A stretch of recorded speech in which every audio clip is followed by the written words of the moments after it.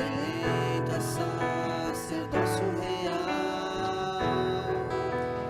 nação santa, propriedade exclusiva do Senhor. Somos raça eleita, sacerdócio real, nação santa, propriedade exclusiva do Senhor, a fim de proclamarmos as virtudes daquele que nos chamou das trevas para a sua maravilhosa luz, maravilhosa luz. Somos gratos a ti, Jesus, tremenda misericórdia. Exaltaremos teu nome sobre todas as nações. Somos gratos a ti, Jesus, tremenda misericórdia. Exaltaremos teu nome sobre todas as nações.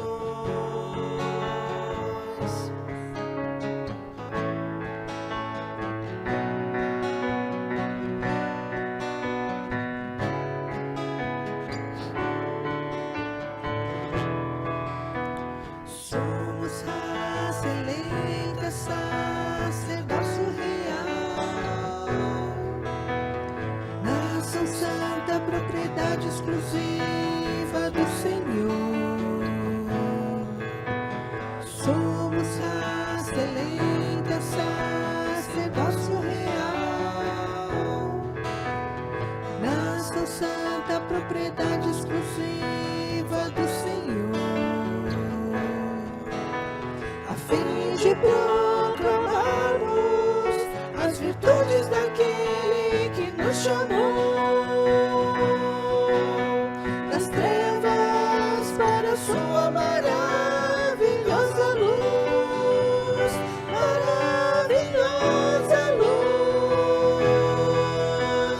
Somos gratos a ti, Jesus, tremenda misericórdia. Exaltaremos teu nome sobre todas as nações. Somos gratos a ti, Jesus, tremenda misericórdia.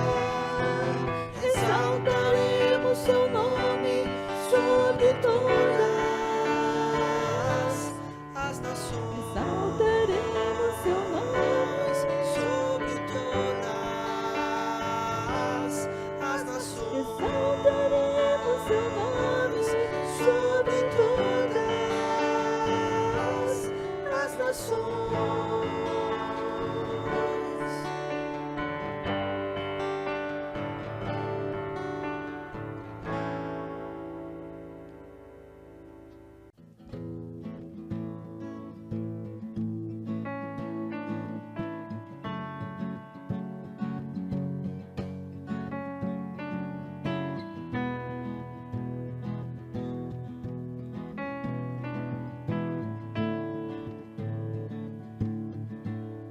Eu olho para a cruz e para a cruz eu vou do seu sofrer participar, da sua obra vou cantar, meu Salvador na cruz mostrou o amor do Pai, o justo Deus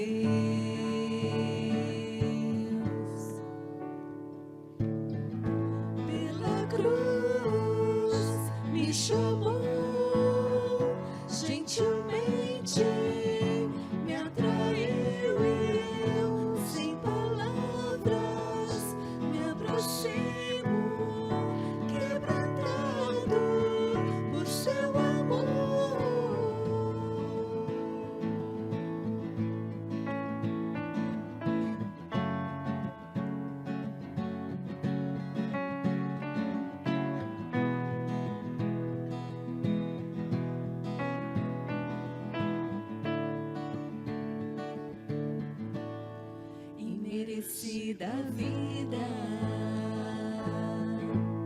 de graça recebi por sua cruz, da morte me livrou, trouxe minha vida. Eu estava condenado, mas agora pela cruz eu fui reconciliado.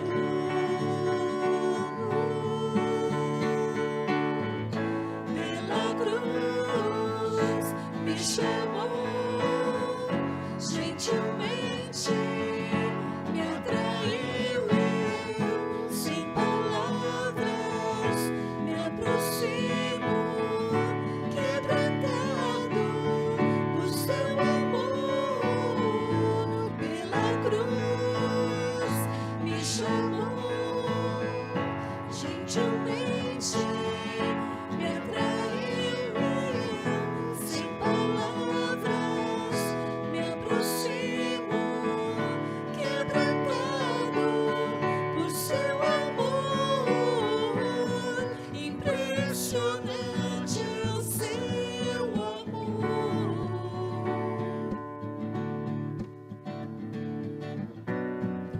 Me redimiu e me mostrou o quanto é fiel. Impressionante é o seu amor.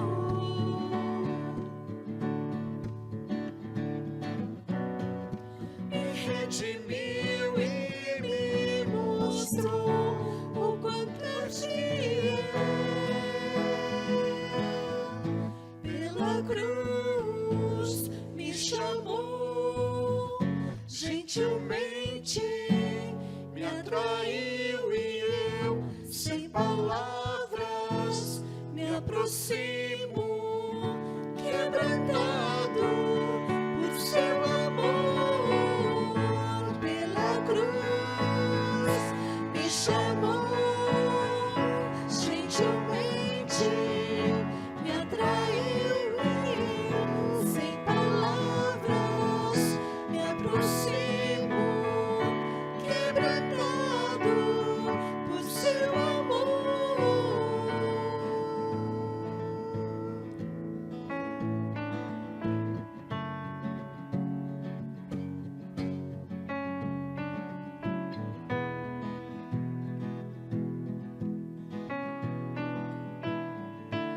Quebrantado por seu amor.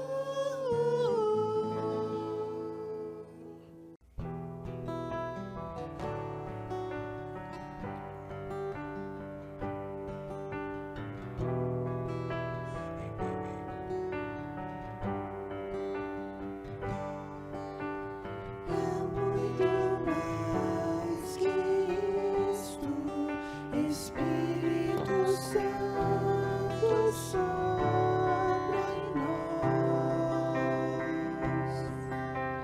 Há muito mais que isto, Espírito Santo, esperamos por ti.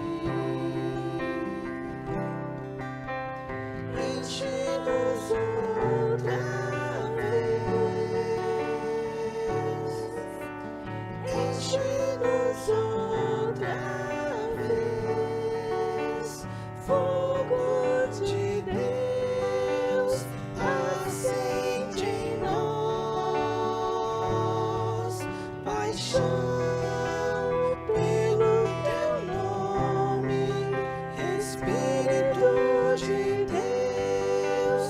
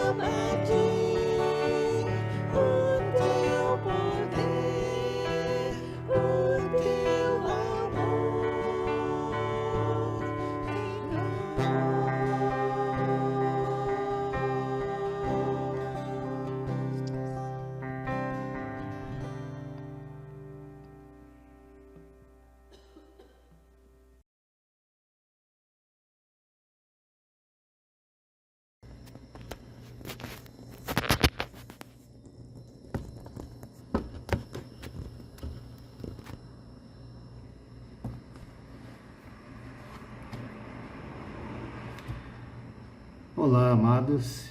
Este é o último culto do ano e eu trago para vocês uma palavra. Espero que não seja a última palavra do ano, mas que todo dia o Senhor esteja falando com você. Neste mês, nós somos ao restaurante de uma pessoa muito querida nossa. Há muito tempo, um grupo pequeno de terceira idade se reúne nesse restaurante. E eles se reúnem para estudar a palavra de Deus.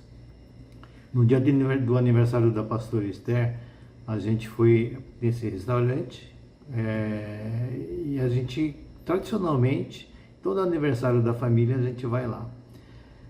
Nesse dia, nossa amiga, ela compartilhou conosco que um dos senhores que participa deste grupo pequeno pediu para ser batizado e o pastor batizou naquele mesmo lugar. Mas que alegria a gente ouvir uma notícia dessa, né? Há muito tempo, uma semente do Evangelho foi lançada e essa semente germinou através da ação do Espírito Santo naquela vida. Aquela vida foi regada em cada reunião do grupo pequeno. E até que ela floresceu e vai começar a dar frutos. E ele vai poder participar da colheita. Eu gostaria de deixar aqui uma palavra, uma reflexão sobre nossa comunidade, uma igreja pequena, com poucos trabalhadores, trabalhadores de seara. E essa seara, ela é muito grande. O texto que eu queria ler com vocês está em Lucas 10. Lucas 10, de 1 até 12.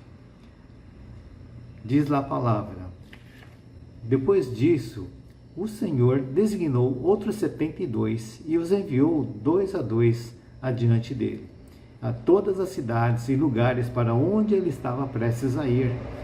E lhes disse: A colheita é grande, mas os trabalhadores são poucos. Portanto, peçam ao Senhor da colheita que mande trabalhadores para a sua colheita. Vão, eu os estou enviando como cordeiros entre lobos. Não levem bolsa, nem saco de viagem, nem sandálias, e não saúdem ninguém pelo caminho. Quando entrarem numa casa, digam primeiro: paz a esta casa. Se houver ali um homem de paz, a paz de vocês repousará sobre ele, senão ela voltará para vocês. Fiquem naquela casa e comam e bebam o que lhe derem, pois o trabalhador merece o seu trabalho. Não fiquem mudando de casa em casa. Quando entrarem numa cidade e forem bem recebidos, comam o que for posto diante de vocês. Curem os doentes que ali houver e digam-lhe: o reino de Deus está próximo de vocês. Mas quando entrarem numa cidade e não forem bem recebidos, saiam por suas ruas e digam: até o pó dessa cidade, que se apegou aos nossos pés, sacudimos contra vocês. Fiquem certos disso. O reino de Deus está próximo. Eu lhes digo, naquele dia haverá mais tolerância para Sodoma do que para aquela cidade. Vamos orar? Querido Deus, agradecemos muito por este ano todo, em que o Senhor falou muito aos nossos corações através da Tua Palavra, e queremos agradecer porque o Senhor tem regado as nossas vidas, ó Pai, para que a gente possa florescer, possa dar frutos, e agradecemos, Senhor Deus, pelo ano que passou, que o próximo ano o Senhor nos ajude na colheita, como trabalhadores da colheita. Muito obrigado pela Tua Palavra, que ela toque os nossos corações em nome do Senhor Jesus. Amém.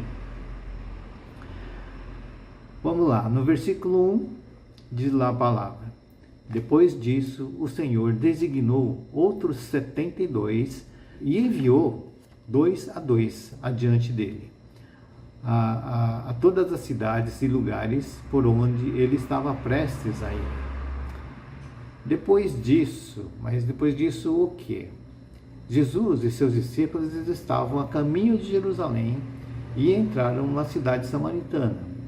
Lá houve uma conversa com 3 homens. E o homem disse: eu te seguirei para onde quer que fores. Então Jesus respondeu: as raposas têm suas tocas e as aves do céu têm seus ninhos, mas o Filho do Homem não tem onde repousar a cabeça. Será que esse homem realmente seguiria Jesus?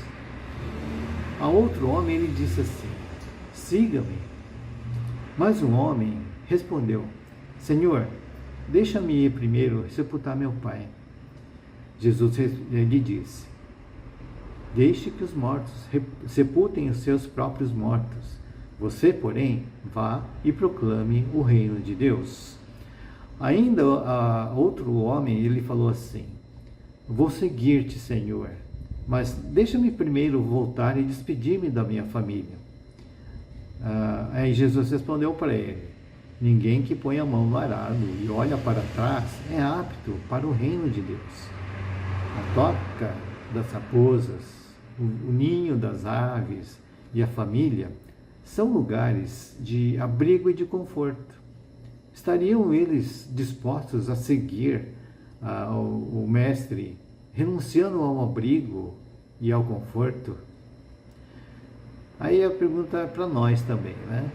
Estaríamos nós dispostos a seguir um Mestre que não tem onde reclinar a cabeça? Foi isso que aconteceu antes de Jesus enviar os 72 discípulos a todas as cidades em que ele iria passar, e mostra o quão difícil é seguir a Jesus. Lá no versículo 2, diz lá a palavra: e lhes disse: a colheita é grande, mas os trabalhadores são poucos. Portanto, peça ao Senhor da colheita que mande trabalhadores para a sua colheita. A colheita é grande, mas os trabalhadores são poucos. Há muito que falar sobre essa colheita. Essa palavra, ela não deve nos paralisar para esperar os trabalhadores chegarem antes de fazer a colheita. Talvez a gente considere que estejamos em poucos trabalhadores, mas temos que fazer a colheita assim mesmo. E fazer o que o Senhor nos orienta, que é pedir a Ele que mande mais trabalhadores. Às vezes a gente erra pedindo mais colheita em vez de mais trabalhadores. A gente quer encher a igreja de pessoas e não percebemos o potencial de cada um como trabalhador.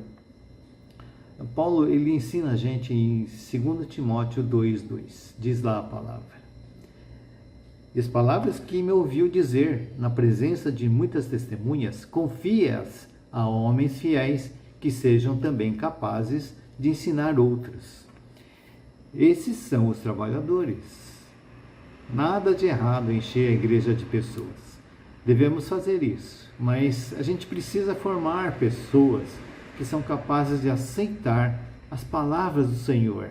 E não só aceitar, mas são capazes de ensinar para os outros, para eles serem primeiramente discípulos e que serão posteriormente discipuladores. Até a minha adolescência, eu morei no sítio. Meu pai tinha uma granja e plantava feijão também, plantava pocã, limão, e a minha mãe plantava cravos. Após a colheita, a gente sabia que ia conseguir algum dinheiro para as nossas necessidades. Da mesma forma, a colheita que Jesus nos fala é uma colheita espiritual, e Ele nos assegura um bom retorno e bem-estar. Jesus não nos pede que a gente trabalhe em troca de nada. Paulo, lá ele diz lá em 1 Coríntios 15, 58. Vou ler aqui. Portanto, meus amados irmãos, mantenham-se firmes e que nada os abale. Sejam sempre dedicados à obra do Senhor, pois vocês sabem que no Senhor o trabalho de vocês não será inútil. Gente, a colheita é grande, vai ter resultado, e um resultado satisfatório. Será que isso nos encorajaria, não nos encorajaria a trabalhar nessa colheita? Considere isso. Vamos lá ver lá no versículo seguinte, versículo 3 e 4. Jesus diz assim: vão, eu os estou enviando como cordeiros entre lobos. Não levem bolsa, nem saco de viagem, nem sandálias, e não saúdem ninguém pelo caminho. O que significa ser cordeiro entre lobos? O que acontece quando a gente coloca cordeiros entre lobos? Significa enviar os discípulos para um ambiente hostil e perigoso, para estar entre pessoas que têm más intenções. A fé cristã, no meio deste mundo, ele pode gerar perseguição e hostilidades. Para estar num ambiente assim, o cristão ele tem que ser prudente como serpentes e inofensivo como pombas, para sobreviver nesse ambiente, mas sem ser ingênuos e sem perder a pureza. Deus dará as palavras certas na hora da perseguição. A bolsa, o saco de viagem, a sandália são distrações que tirariam o foco dos discípulos nessa missão de anunciar o reino de Deus. Vocês, com certeza, já arrumaram uma mala, né? Uma mala de viagem de curta duração. O que é que você faz? Você coloca roupa para o primeiro dia, né? Escolhe um sapato lá para colocar na mala, para usar no primeiro dia, talvez no segundo. Você fica preocupado em estar bem vestido, né, e bem apresentável para o lugar onde você vai. Mas não é esse o objetivo da missão que Jesus deu aos discípulos. Essas coisas, elas tiram o foco deles, tirariam, né, o foco deles da missão. Da mesma forma a gente, né? A gente fica tão preocupado em arrumar a mala, tal, planeja tudo para o primeiro dia, segundo dia, terceiro dia, mas eu não uso nem 50% do que eu coloquei na mala, de tanta preocupação, né? Então a gente acaba tirando o foco até da viagem. Mas esse não era o objetivo da missão que Jesus deu aos discípulos. E todas essas coisas, elas tirariam o foco, né, dos discípulos. A mesma coisa acontece com a saudação de alguém que eles encontrassem pelo caminho. Porque a saudação do oriental, ela é demorada, cheia de protocolos, né? Dependendo da pessoa que você encontra, você fala de um jeito, você fala assim, seu cumprimento é mais longo. Então, não era para gastar o tempo com as saudações demoradas. Lá no versículo 5 até 8, que eu vou ler aqui, para a gente relembrar, diz lá a palavra: quando entrarem numa casa, digam primeiro, paz a esta casa. Se houver ali um homem de paz, a paz de vocês repousará sobre ele. Se não houver um homem de paz, ela voltará para vocês. Fiquem naquela casa e comam e bebam o que lhe derem, pois o trabalhador merece o seu salário. Não fiquem mudando de casa em casa. Quando entrarem numa cidade e forem bem recebidos, comam o que for posto diante de vocês. Homem de, ou filho de, nesse caso, homem de paz, ou filho de paz, é uma expressão característica dos hebreus, né? E o homem de paz, ou filho da paz, quer dizer alguém que estiver disposto a aceitar a mensagem de paz, e essa mensagem é o Evangelho. É o Evangelho que traz a paz entre Deus e o homem, que reconcilia o homem a Deus, e também os homens entre si. Em outras palavras, quando encontrarem o dono de uma casa que acolhe a mensagem e a missão cristã, então abençoe aquele lar com a paz que Deus te deu. Mas se encontrar oposição, essa casa não merece a bênção da sua parte. Quem trabalha merece o salário. Mateus escreve diferente de Lucas, mas que quer dizer a mesma coisa. Aqui, salário equivale a alimento. Então, é para aceitar o que seria oferecido naquela casa, numa demonstração de humildade sincera. E o mesmo equivale para a cidade, que os recebessem.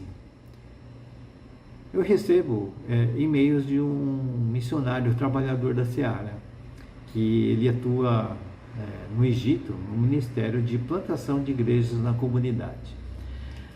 Ele já esteve aqui no Brasil, né? E quando ele esteve aqui, ele compartilhou um episódio muito interessante sobre um homem de paz. Seguindo a orientação do Espírito Santo, ele foi para uma vila afastada da cidade dele. Num determinado momento, ele pensou que estava perdido, porque ele não conhecia aquele lugar. E aí resolveu falar com um homem que passava perto dele. Aí ele cumprimentou com a paz. E este homem, surpreso, ele falou assim: estávamos esperando por você. E o levou até a casa dele. Ele reuniu a família para receber a mensagem de paz. De alguma forma, a semente já foi plantada naquele coração. E aquela era a hora da colheita.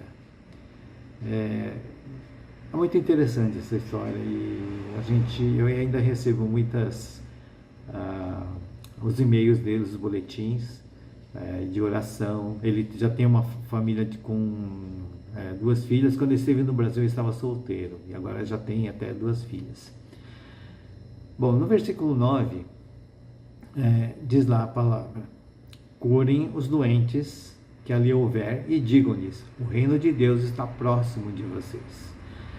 Curar os doentes é imitar o que Jesus fez. E também os 12 discípulos curaram. Eles praticaram a compaixão junto com o anúncio do reino de Deus. Eles receberiam hospitalidade nessas casas e retribuiriam essa hospitalidade curando os enfermos. Mas não seria em todos os lugares que isso aconteceria, né? Como a gente vai ver nos próximos versículos. Lá no versículo 10 a 12 diz: mas quando entrarem numa cidade e não forem bem recebidos, saiam por suas ruas e digam: até o pó da sua cidade, que se apegou aos nossos pés, sacudimos contra vocês. Fiquem certos disso, o reino de Deus está próximo. Eu lhes digo, naquele dia haverá mais tolerância para Sodoma do que para aquela cidade. Os 70 discípulos, eles não poderiam saber se eles iam aceitar, se seriam bem recebidos pelos homens, né, e encontrariam homens de paz ou não. Essas situações, eles foram dadas por Jesus a eles, né? Para quê? Para que eles soubessem que atitude tomar naquele momento. Você consegue perceber o cuidado e a consideração de Jesus por eles, pelos seus discípulos? Jesus também tem uma consideração enorme por nós, orientando o que e como deveriam fazer na situação em que eles seriam acolhidos e nas que seriam rejeitados. Um ponto importante aqui é que Jesus ele confere autoridade a eles para fazer tudo em seu nome. Da mesma forma, Jesus ele nos envia para a colheita com essas instruções e com essa autoridade. Se não formos bem recebidos, não vou perder o sono por causa disso. É como se disséssemos assim: não querem receber nossa mensagem de paz? Estão desprezando um grande privilégio. Por isso, não vamos levar conosco nem a poeira da sua cidade, para que a gente não lembre de vocês. E agora, vocês corram o risco da condenação divina. Depois não digam que não foram avisados. Em outras palavras, é isso. Para finalizar, há um movimento acontecendo que é a plantação de igrejas na comunidade. Esse movimento eu mencionei quando eu falei sobre o missionário no Egito, né? O manual que eles utilizam explica que movimentos eles são caracterizados pelo descontentamento, visão e ação. O descontentamento ele congela as pessoas do seu compromisso com as coisas da forma como elas são. Movimentos elas surgem quando as pessoas sentem que algo precisa mudar. Se o vácuo criado por esse descontentamento ele for preenchido com uma visão e um futuro diferente e ação para trazer a mudança, então nasce um movimento ali. Os movimentos eles são um dos meios principais pelos quais Deus traz renovação e expansão para a igreja na sua missão. Uma das indicações da vitalidade da fé cristã é o surgimento de novos movimentos. Interessante isso, né? Se essa palavra te tocou, considere ser um trabalhador dessa colheita. Venha orar conosco em 2026 para começar e participe dessa colheita conosco. A oração, ouvir a palavra de Deus, participar dos cultos aos domingos, onde nós recebemos também a palavra do Senhor, onde nós louvamos ao Senhor, ser discipulado, é como ser regado pela palavra, até que estejamos preparados para dar frutos no tempo da colheita. 2025 anos atrás, depois do primeiro Natal, no advento de Cristo, milhões de pessoas indefesas ainda estão assediadas como ovelhas sem pastor. 2025 anos depois. Seus gritos lamentáveis no caminho para a eternidade perdida continuam chegando ao coração de Deus. É apenas as boas novas do Senhor Jesus Cristo que pode trazer transformação e mudança sustentável necessária para combater os desafios desse século. Ele deseja uma colheita e o Espírito de Cristo nos impele, ele nos impulsiona a oração e a ação. Vamos orar? Querido Deus, o Senhor nos dá esperança para 2026, assim como nos deu para 2025. E esse ano esse ano que se aproxima, nós gostaríamos, Senhor, de ser trabalhadores nesta colheita. O Senhor tem equipado esses trabalhadores e hoje nós queremos pedir por mais trabalhadores. Pessoas que têm esse potencial e que nós queremos também treinar e queremos ser enviados pelo Senhor Jesus Cristo para trabalhar na seara que é grande. Ajuda-nos, ó Pai, ajuda esta igreja. Nós oramos, entregamos e pedimos a Tua bênção para cada família desta igreja, Senhor. Que o Senhor esteja nos guiando, Pai. Continua nos regando com a Tua palavra até que estejamos maduros para a colheita. Nós oramos em nome do Senhor Jesus. Amém. Um bom 2026 para todos.